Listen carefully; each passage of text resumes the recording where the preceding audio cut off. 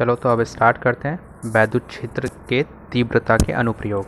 ठीक है, मैं आप लोगों को वैद्युत क्षेत्र के बारे में बता चुका हूँ कि वैद्युत क्षेत्र होता क्या है। ठीक है, तो वैद्युत क्षेत्र के बारे में मैंने आपको बताया था कि अगर किसी भी आवेश की बात की जाए तो आवेश के चारों ओर का वह क्षेत्र जिसमें कोई अदर चार्ज या किसी दूसरे आवेश को लाने पर वह अपने ऊपर एक बल का अनुभव करता है, तब उस आवेश के चारों ओर का वह क्षेत्र क्या कहलाता है? वैद्युत क्षेत्र। ठीक है, तो मैंने आपको बताया था कि अगर बात की जाए कि जब हम किसी भी आवेश के चारों ओर का वह क्षेत्र जिसमें किसी दूसरे आवेश को लाने पर वह अपने ऊपर एक बल का अनुभव करता है, तब उस आवेश के चारों ओर का वह क्षेत्र वैद्युत क्षेत्र कहलाता है। ठीक है, और उसकी तीव्रता की बात की जाए तो उसकी तीव्रता का मैंने आपको बताया था एक फॉर्मूला होता है जिसे हम ई से रिप्रेजेंट करते हैं, और ई इक्वल्स टू क्या था?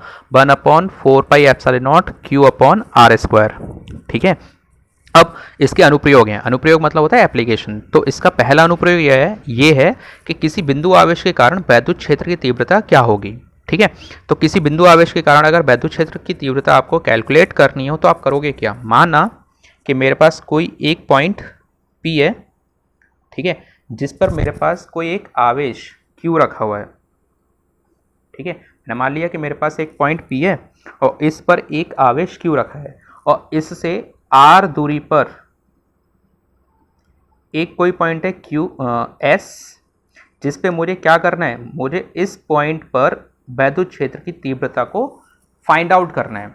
ठीक है, तो मैंने क्या माना है? मैंने माना है कि मेरे पास कोई एक बिंदु P है जिस पर एक +Q चार्ज रखा है, और इससे R दूरी पर स्थित किसी S पॉइंट पर मुझे वैद्युत क्षेत्र की तीव्रता फाइंड आउट करनी है। तो मैं क्या कर सकता हूँ कि मैं S पॉइंट पर एक परीक्षण आवेश Q0 को मान सकता हूँ कि वो रखा होगा।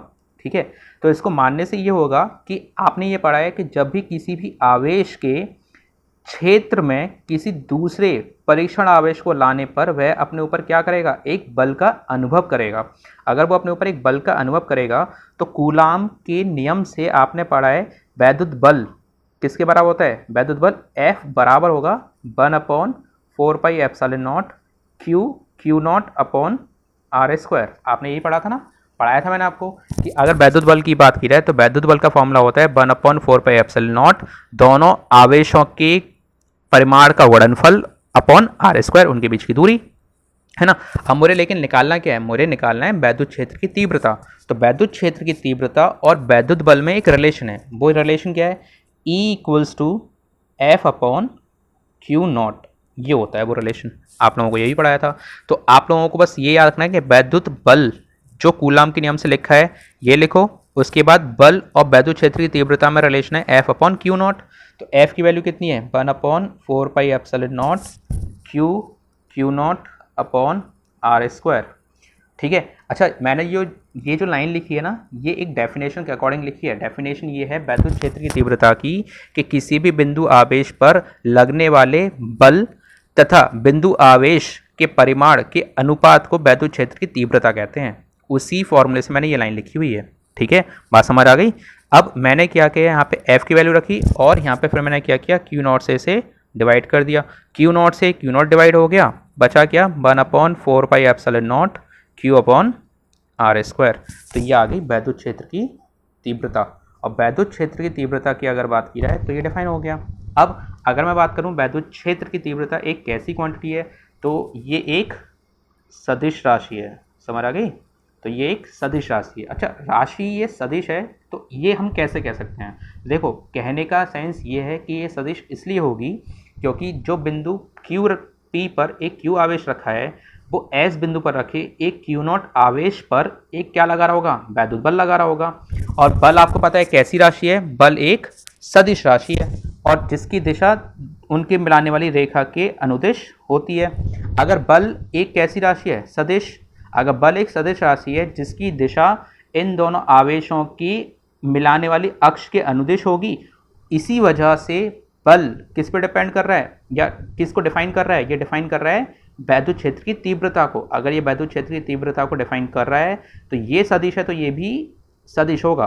क्यों? क्योंकि हम वैद्युत क्षेत्र की तीव्रता किससे रिप्रेजेंट करते हैं? वैद्युत बल की रेखा से, वैद्युत बल की रेखा से अगर मैं इसको डिफाइन कर सकता हूं तो इसका मतलब ये भी है कैसी राशि हो रहेगी, एक सदिश राशि हो रहेगी। अगर ये सदिश राशि हो गई तो आप लिख सकते हो कि वैद्युत क्षेत्र की तीव्रता की दिशा भी कहाँ होगी, वैद्युत बल की दिशा की ओर होगी। ठीक है, तो ध्यान रखना वैद्युत क्षेत्र की तीव्रता की दिशा वैद्युत बल के अनुदिश होगी।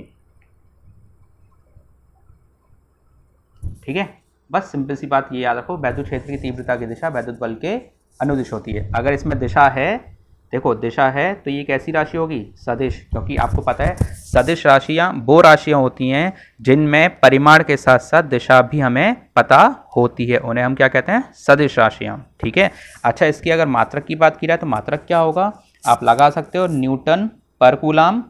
ठीक है, न्यूटन पर कूलाम, बात समझ आ गई।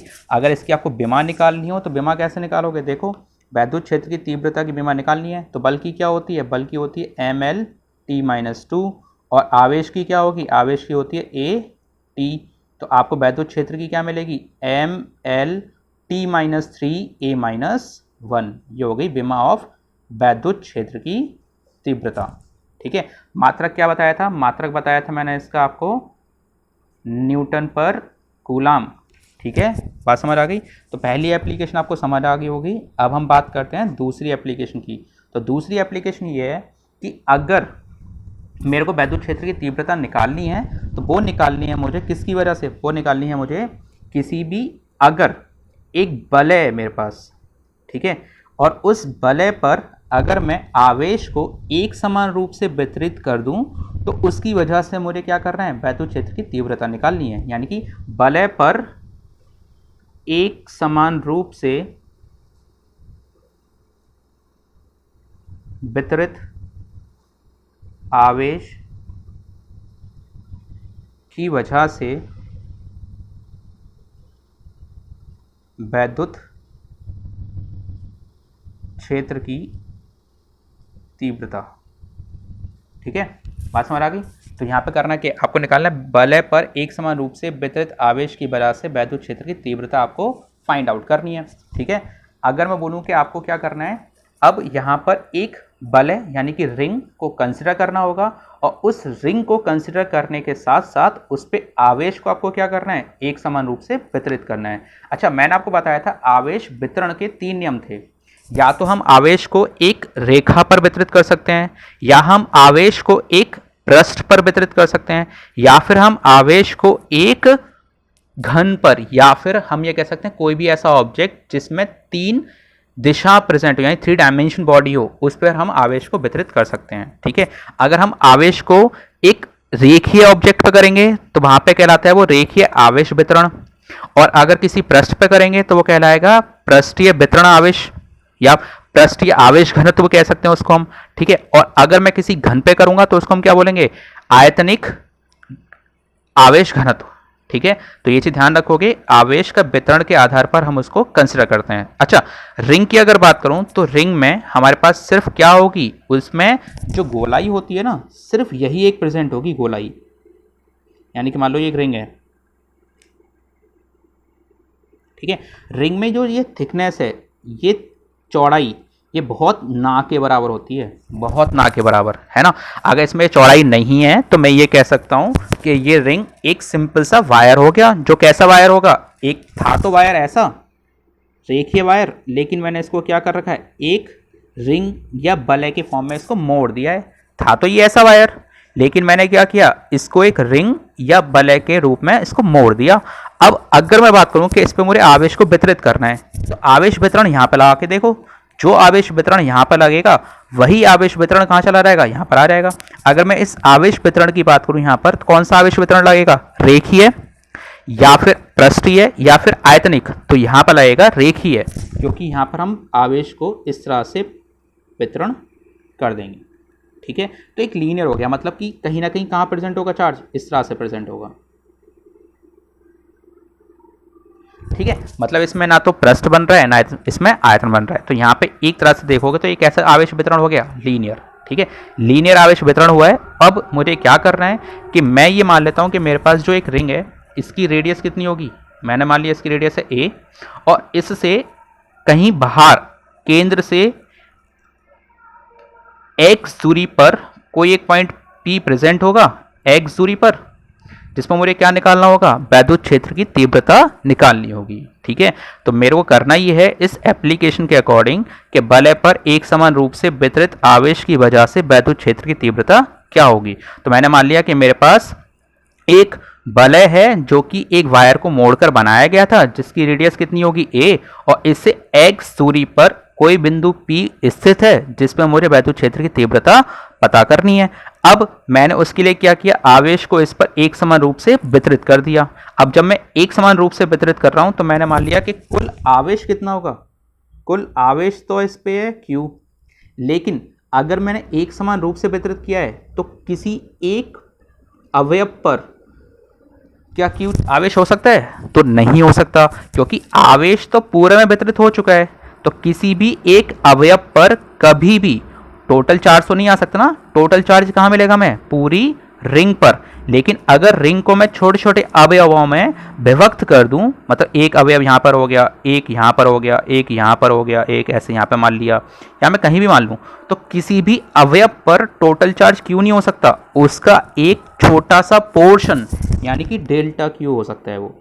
ठीक है, पूरा चार्ज ना होकर उसका एक छोटा सा एलिमेंट डेल्टा क्यू होगा। तो मैंने मान लिया कि किसी भी अगर मैं अवयव को मान लूं तो उस पर चार्ज कितना होगा, डेल्टा क्यू, जबकि पूरी रिंग पर कितना होगा, क्यू। समझ आ गई बात यहाँ तक।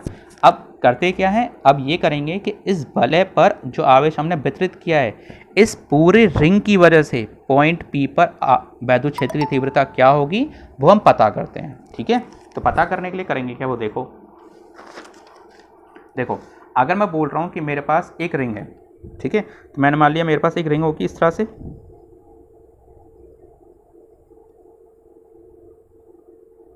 ठीक है, एक रिंग है जिसकी रेडियस कितनी है, इसकी रेडियस है आपके पास a, ठीक है, और इससे x दूरी पर आपको क्या करना है, एक बिंदु P पर x दूरी पर वैद्युत क्षेत्र की तीव्रता पता करनी है।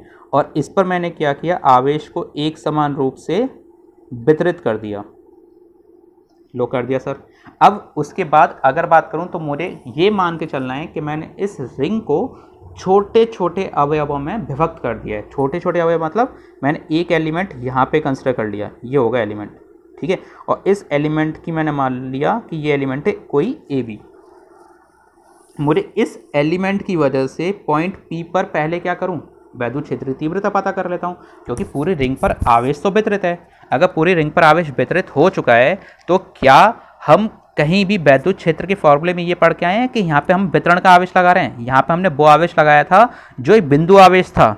ठीक है, एक बिंदु आवेश को लिखते हैं, यहाँ पे वितरित आवेश को नहीं लिखते हैं। ठीक है, तो मैंने क्या किया, मैंने इस पूरी रिंग पर आवेश जो वितरित किया था उसके एक एलिमेंट को मान लिया और यहाँ पे मान लिया कि एक डेल्टा क्यू आवेश उपस्थित होगा।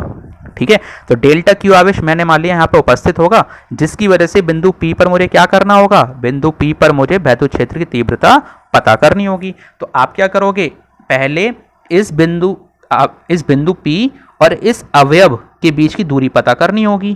तो मैंने मान लिया कि इन दोनों के बीच की दूरी कितनी होगी, इन दोनों के बीच की दूरी होगी कुछ r। ठीक है, मैंने मान लिया कि r दूरी पर होगा। अब r दूरी पर मैंने मान लिया कि आवेश रखा हुआ है, और यहाँ पे मैंने मान लिया क्या रखा हुआ है, कोई एक बिंदु आवेश परीक्षण आवेश रखा होगा, है ना। जैसे हमने अभी यहाँ पे क्या किया था, हमने यहाँ पर एक परीक्षण आवेश रखा था, जिसकी वजह से हमने क्या पता किया था, वैद्युत क्षेत्र की तीव्रता क्या होगी। क्या वैद्युत क्षेत्र की तीव्रता में परीक्षण आवेश आ रहा है, नहीं आ रहा, तो हम बस मान लेते हैं होगा, लेकिन हमें लिखने की कोई ज़रूरत नहीं होती। क्यों, क्योंकि हमारे वैद्युत क्षेत्र की तीव्रता में हमेशा वो आवेश आता है जिसकी वजह से निकालना होता है, लेकिन जिस पर निकालते हैं वो नहीं आता। तो हम क्या कर सकते हैं, यहाँ पे मान लेते हैं कि कोई एक परीक्षण आवेश रखा होगा, लेकिन उसे लिखना जरूरी नहीं है क्योंकि वो फॉर्मूले में आता ही नहीं है। ठीक है, तो मैंने मान लिया कि यहाँ पे कोई एक आवेश होगा, तो इस अवयव की वजह से बिंदु P पर एक क्या लग रहा होगा, वैद्युत बल लग रहा होगा। वैद्युत बल की वजह से क्या लगेगा, वैद्युत क्षेत्र की तीव्रता भी होगी, और उसकी दिशा कहाँ होगी, इसी को जोड़ने वाली लाइन के आगे। अच्छा, अगर आवेश बहुत छोटा है, देखो इधर, अगर आवेश को मैं क्या मान लूँ, छोटा डेल्टा क्यू, है ना, अगर मैं इसको डेल्टा क्यू मान लूँ तो ये इसकी वजह से वैद्युत क्षेत्र की तीव्रता भी क्या हो रहेगी, स्मॉल हो रहेगी। अगर आवेश स्मॉल हो गया तो वैद्युत क्षेत्र की तीव्रता भी क्या हो रहेगी, स्मॉल हो रहेगी। बात समझ आ गई। तो मैंने क्या माना कि मेरे पास यहाँ पे आवेश क्या है, डेल्टा क्यू, तो इसकी वजह से वैद्युत क्षेत्र की तीव्रता क्या होगी, डेल्टा ई। ठीक है। अब देखो यहाँ पे हमें कैलकुलेशन करनी है। कैलकुलेशन ये करनी है कि पूरे रिंग की वजह से कितना होगा मुझे वो पता करना है, ना कि एक अवयव की वजह से कितना होगा। एक अवयव की बात नहीं की जाएगी, हम यहाँ पे पूरे रिंग की बात करेंगे। अब पूरे रिंग का निकालना है तो उसके लिए मैं ये कर लेता हूँ कि यहाँ पे कैलकुलेशन थोड़ी इजी की जा सके, तो उसके लिए मैं अगर बात करूँ कि रिंग एक कैसी वस्तु है, अगर मैं बात करूँ तो रिंग एक ऐसी वस्तु है कि ये हर तरफ से समान है। आप जैसे चूड़ी होती है, चूड़ी को कैसा भी घुमा लो वो हर तरफ से आपको एक जैसी दिखेगी। जैसे मान लो ये एक एलिमेंट है, अगर मैं इसको कैसे भी घुमा लूँ, ये आप बता ही नहीं सकते मैं इसको कितने डिग्री पे घुमा के रोक दूँ। क्यों? क्योंकि हर तरफ से एक जैसा है ना। तो जो एक समान वस्तुएं होती हैं ना, उन एक समान वस्तुओं में आप कितना भी एंगल रोटेशन कर लो कोई फर्क नहीं पड़ता। तो इसी वजह से एक समान वस्तु की जब भी आप कैलकुलेशन करोगे तो हमेशा वहां पे आप एक बार में दो एलिमेंट लो, जिससे कि कैलकुलेशन ईजी हो जाए। तो मैं क्या करता हूं कि एक एलिमेंट और कंसिडर कर लेता हूं, इसके जस्ट अपोजिट। अच्छा, ये यहां से कितनी दूरी पर है, ए, तो ये भी कितनी दूरी पर होगा, ये भी ए दूरी पर होगा। क्यों? क्योंकि रेडियस हर पॉइंट की बराबर होगी। ये फर्क नहीं पड़ता कि मैं एलिमेंट कहां ले रहा हूं। क्यों? क्योंकि रिंग क्या है, एक सर्किल, और सर्किल पर हर पॉइंट की दूरी समान रहती है। चाहे मैं इसकी बात करूं, चाहे मैं इसकी बात करूं, चाहे मैं ऊपर वाले की बात करूं या फिर नीचे वाले की बात करूं। तो मैंने एक एलिमेंट नीचे मान लिया, वो भी कितना होगा, सी डी। अगर ये आर दूरी पर है, ये ए दूरी पर है, तो ये भी ए दूरी पर है, तो ये भी दूरी क्या होगी, आर ही होगी। तो मैंने मान लिया कि ये भी एक आर दूरी पर एलिमेंट है। ठीक है, बात समझ आ गई। और इसकी दिशा भी कहाँ होगी, ऊपर की साइड होगी। और अगर इसकी बात करूं आवेश कितना होगा, तो इस पर भी मैंने मान लिया कि समान आवेश डेल्टा क्यू होगा जितना कि ऊपर था। दोनों पर समान आवेश, तो दोनों पर वैद्युत क्षेत्र भी क्या होंगे, समान ही होंगे। लेकिन कैलकुलेशन करते वक्त थोड़ा इजी हो जाए तो मैंने मान लिया कि ये ए बी होगा और ये सी डी का हो गया, यानी कि ये इसकी वजह से और ये इसकी वजह से। ठीक है। और एक चीज़ और, वो ये कि मैं मान लेता हूँ कि ए बी और पी को जोड़ने वाली लाइन इस एक्स एक्सिस के अबाउट लाइन के साथ कितना एंगल बना रहा होगा, लेट थीटा एंगल बना रहा होगा।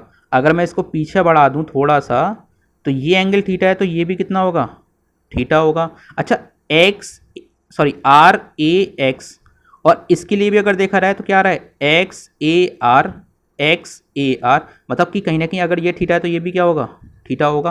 क्यों? क्योंकि आर भी समान, ए भी समान। जब दो लाइन एक जैसी हो, आपको पता है ना, कोण भुजा कोण या भुजा कोण भुजा समांतर चतुर्भुज के नियम के अनुसार, तो क्या होता है कि अगर हमारे पास दो भुजाएं समान होंगी तो एंगल भी क्या होगा, समान होगा। अगर ये थीटा है तो ये भी क्या होगा, थीटा होगा। अगर ये भी थीटा है तो इसके अपोजिट वाला या विपरीत एंगल भी क्या होगा, थीटा ही होगा। तो हमारे पास ये थीटा हुआ तो ये भी थीटा होगा, ये थीटा हुआ तो ये भी थीटा होगा, दोनों ही थीटा होंगे। ठीक है।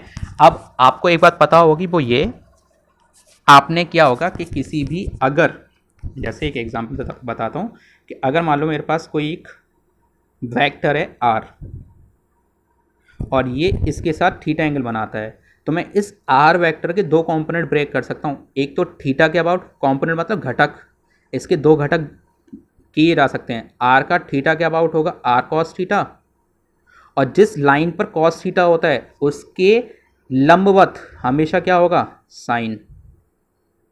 ठीक है। तो आप ध्यान रखोगे थीटा के अबाउट हमेशा कॉस आता है और उस कॉस की लाइन के लंबवत साइन आता है। ठीक है। तो कहीं ना कहीं इसका भी यही होगा। देखो, डेल्टा ई का थीटा के अबाउट क्या होगा, डेल्टा ई कॉस थीटा, और इसके लंबवत क्या होगा, देखो इसके लंबवत क्या होगा, डेल्टा ई साइन थीटा। ठीक है। ऐसे इसके भी ब्रेक कर दो, इसकी जब ब्रेक करोगे तो थीटा के अबाउट कितना जाएगा, थीटा के अबाउट जाएगा डेल्टा ई कॉस थीटा, और इसके लंबवत देखो ये नीचे की साइड है ना, ऊपर तो नीचे ही जाएगा, तो इसके लंबवत कितना होगा, साइन थीटा। ठीक है।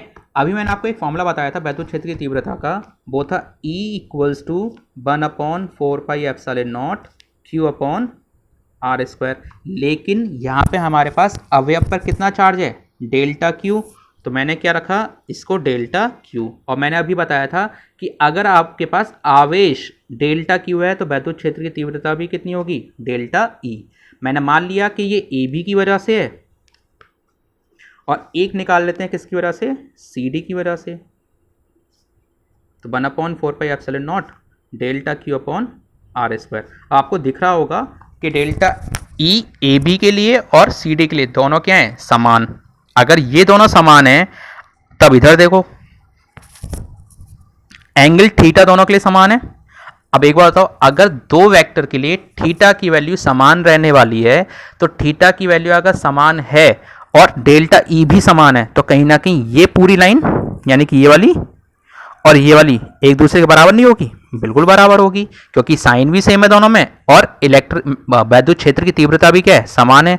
लेकिन दोनों की दिशा एक दूसरे के विपरीत है। और अगर आपको पता है, जो आपने 11th क्लास में पढ़ा होगा, कि अगर दो वेक्टर की दिशा एक दूसरे के विपरीत हो तो वो कभी ऐड नहीं होते, हमेशा क्या हो जाते हैं, घटा दिए जाते हैं, यानी कि सब्ट्रैक्ट कर दिए जाते हैं।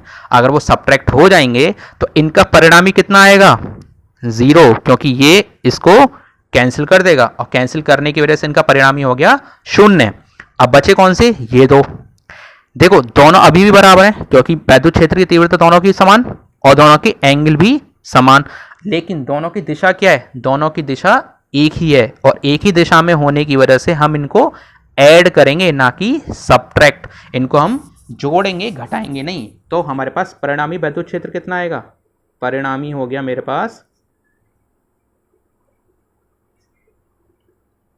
परिणामी वैद्युत क्षेत्र की तीव्रता तो कितनी होगी, डेल्टा ई बराबर होगा delta E A B cos theta और delta E C D cos theta. ठीक है।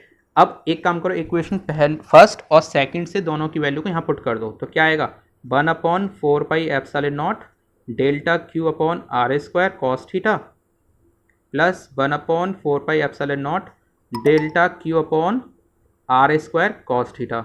अब देखो दोनों ही एक समान है तो दोनों को हम क्या कर देंगे, जोड़ देंगे, तो क्या आएगा, 1/4πε0 2 डेल Q/r² कॉस थीटा। ठीक है। अब मैं बोल रहा हूँ कि आपके पास जो डायग्राम बना हुआ है ना, उससे कॉस थीटा की वैल्यू निकालो, है ना। तो फ्रॉम फिगर अगर मैं थीटा की वैल्यू निकालने की बात करूँ तो यहाँ पर देखो ये थीटा है, आपको पता है कॉस थीटा का फॉर्मूला क्या होता है, कॉस थीटा का फॉर्मूला होता है आधार बटे कर्ण। थीटा जहाँ बना होता है उसके सामने वाली कहलाती है लंबवत, थीटा के नीचे वाला आधार और उसके ऊपर वाला क्या कहलाएगा, कर्ण। कर्ण की पहचान तो यहाँ से भी होती है, जहाँ पर 90 डिग्री का एंगल बन रहा होता है उसके सामने वाला हमेशा कर्ण होगा। तो कर्ण तो ये हो गया, थीटा के सामने वाला लंबवत हो गया और उसके नीचे वाला आधार हो गया। ठीक है। तो अब अगर मैं बोलूँ तो फॉर्मूले के अकॉर्डिंग क्या आएगा, कॉस थीटा बराबर आएगा आधार बटे कर्ण यानी कि x/r। तो कॉस थीटा की वैल्यू होगी x/r। ठीक है। अच्छा, अब अगर मैं बात करूं तो कॉस थीटा की वैल्यू को यहाँ पुट कर देते हैं हम।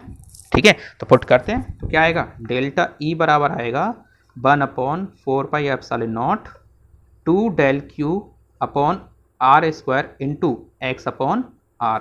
तो ये हो गया आपके पास 1/4πε0 2 डेल Q/x/r3। ठीक है, बात समझ आ गई।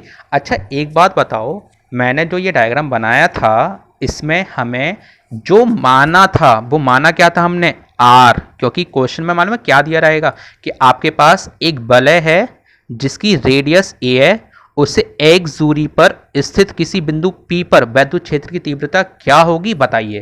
तो आपको r नहीं दिया रहेगा। और आपको पता है फिजिक्स हो या मैथ में हम जो भी अनुमान लगाते हैं या मानते हैं कुछ भी, तो वो हमेशा आंसर में नहीं आता है। तो देखिए इधर आपके पास अगर आपने r को माना है तो ये आंसर में नहीं आना चाहिए, तो आपको ये क्या करना होगा, यहाँ से हटाना होगा। कभी भी वो वैल्यू डेरिवेशन के एंड में नहीं आएगी जो आप उसे मानोगे, मानी हुई वैल्यू को हमेशा बाहर कर दिया जाता है। तो यहाँ पे आपने जो दिया जाएगा पेपर में ए दिया रहेगा और एक्स दिया रहेगा, लेकिन आर आप अपनी तरफ से मान के चल रहे थे। मैंने बोला था ना कि मान लिया कि ए बी से पी बिंदु आर दूरी पर स्थित है, मान लिया, लेकिन एक्स और ए माने नहीं जाएंगे, एक्स और ए आपको गिवन होंगे। तो आप यहां से क्या करोगे, आर को रिप्लेस, अच्छा आर को रिप्लेस करने के लिए ये 90 डिग्री का हो गया, और 90 डिग्री का एंगल जब भी मिल जाए तो वहां पे हम क्या लगा देते हैं, पाइथागोरस थ्योरम। तो पाइथागोरस थ्योरम के अकॉर्डिंग क्या आता है, कर्ण का स्क्वायर बराबर होगा आधार का स्क्वायर प्लस लंब का स्क्वायर, यानी कि आर स्क्वायर बराबर होगा एक्स स्क्वायर प्लस ए स्क्वायर। तो लिखते हैं, तो आर स्क्वायर बराबर किसके होगा, आर स्क्वायर बराबर होगा आपके पास ए स्क्वायर प्लस एक्स स्क्वायर। तो आर की वैल्यू क्या हो रहेगी, अंडर रूट में ए स्क्वायर प्लस एक्स स्क्वायर। लेकिन आपको वैल्यू किसकी चाहिए, आपको वैल्यू चाहिए आर की पावर 3 की। तो आर की पावर 3 की आपको वैल्यू चाहिए, तो यहाँ पे पुट करो तो क्या आएगा, देखो आप क्यू कर दो दोनों साइड पे, तो क्या मिलेगा, ए स्क्वायर प्लस एक्स स्क्वायर की पावर 3/2।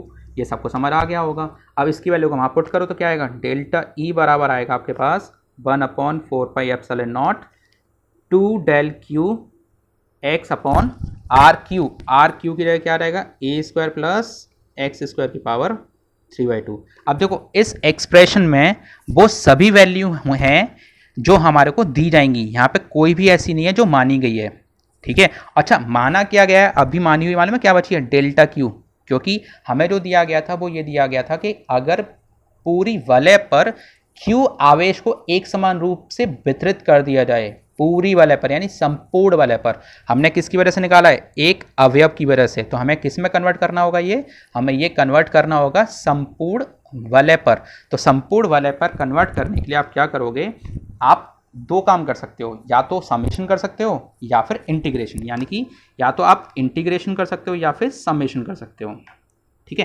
तो यहाँ पे हमने उसको छोटी छोटे अवयवों में विभक्त किया था। जब हम छोटे छोटे अवयवों में विभक्त करते हैं तो वहाँ पे लगाते हैं समेशन, ठीक है। तो मैंने जब विभक्त किया हुआ है तो हम यहाँ पे समेशन का यूज़ करने वाले हैं, तो क्या लिखेंगे, संपूर्ण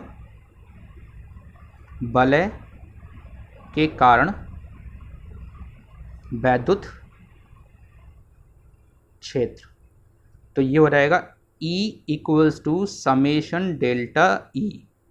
अब यहाँ पुट कर दो तो summation 1/4πε0 2 del Q X upon A square plus X square की पावर 3/2। अच्छा यहाँ पे अब बताओ कौन कौन से वेरिएबल हैं, क्या ए चेंज हो सकता है, तो मैंने आपको बताया था ए चेंज नहीं होगा, क्योंकि वलय की त्रिज्या या रेडियस कभी चेंज नहीं होती। बची बात x की, तो क्या x चेंज हो सकता है, तो x भी चेंज नहीं हो सकता, क्योंकि बिंदु P जहाँ स्थित है वो फिक्स रहने वाला है। अगर ये फिक्स रहने वाला है तो ये भी चेंज नहीं होगा। तो बचा क्या, देखो फिर अब बचा क्या, कुछ है, a भी कांस्टेंट हो गया, x भी कांस्टेंट हो गया, ये पूरी वैल्यू कांस्टेंट है, बचा क्या, आवेश, बस आवेश बचा है। तो इसीलिए सबको बाहर ले लो और समेशन किसका होगा, सिर्फ होगा आपका आवेश का। तो 1/4πε0 x upon A square plus X square की पावर 3/2, और समेशन बचा है दोनों अवयवों के आवेश का, दोनों अवयवों के आवेश आ गए यहाँ पर, ठीक है, 2 del क्यू। अब एक बताओ, पूरी रिंग पर आवेश कितना था, सिर्फ क्यू, तो समेशन ऑफ क्यू क्या कहलाएगा, क्यू, क्योंकि यहाँ पर दोनों अवयवों का है। ऐसे ही हमारे पास सभी का निकालना है, तो सबका क्या करते रहोगे, सम करते रहोगे, और जब सबका सम करोगे तो वो सम किसके बराबर आएगा, मान लो डेल क्यू पहले पर, दूसरे पर, तीसरे पर, चौथे पर, ऐसे करके सबका है, किसके बराबर होगा, वो क्यू के बराबर होगा। तो 2 की जगह आप सबका सम कर दो, तो क्या आएगा, 1/4πε0 Q X upon A square plus X square की पावर 3/2 आ गया। समझ आ गई बात, क्योंकि मैंने सभी अवयवों को क्या कर दिया है, जोड़ दिया है, जोड़ने पर कितना हो जाएगा, क्यू, तो मैंने क्यू यहाँ पे पुट कर दिया। फॉर्मूला क्या बन गया, E equals to 1/4πε0 Q X upon A square plus X square की पावर 3/2। समझ आ गई बात। चलो अब यहाँ पे ना कुछ बात की जाए इसके, अच्छा अगर मैं बात करूँ मात्रक की, तो मात्रक कितना होगा, वही न्यूटन पर कूलाम, यानी न्यूटन प्रति कूलाम। और अगर इसकी यूनिट की बात की जाए तो अभी मैंने जो बताई थी क्या आई थी, ml2 t-3 a-1 वही रहेगी, कोई फर्क नहीं आएगा। अच्छा ये कैसी राशि है, ये भी एक सदिश राशि है, क्योंकि इसकी सदिश जो राशि थी वो किस पे डिपेंड कर रही है, फोर्स पर, तो फोर्स भी होगा, राशि भी सदिश रहेगी, कोई चेंज नहीं आएगा, बस डेरिवेशन में चेंज आया है। अच्छा इसमें कुछ परिस्थितियाँ बनती हैं तो विशेष परिस्थितियां समझ लो क्या होंगी।